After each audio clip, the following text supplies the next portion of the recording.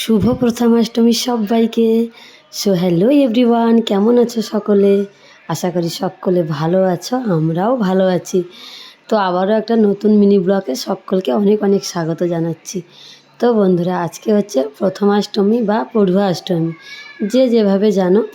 তো আজকের দিনে বাড়ির প্রথম সন্তানদেরকে নতুন পোশাক দিয়ে আর সব কিছু মানে পিঠে পায়েস ফলমূল দিয়ে পুজো মতনই করা হয়। তো এখানে দেখো আমার বড় মেয়ে বসেছে রূপা মা, আর তার পাশে বসছে তার মাসির মেয়ে মানে খুশি মা।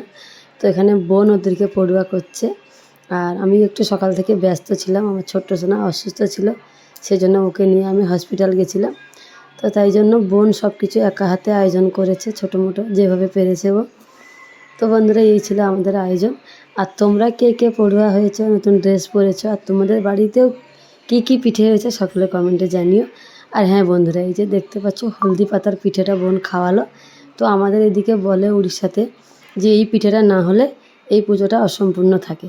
তো এই হচ্ছে আমাদের নিয়ম, আর তোমাদের দিকে যদি সেরকম কোনো নিয়ম থাকে তোমরাও কমেন্টে জানিও। তো যাই হোক বন্ধুরা, আজকের মিনি ব্লগটা এখানেই শেষ করছি। আর ব্লগটা কেমন লাগলো সেটা জানিও তোমরা।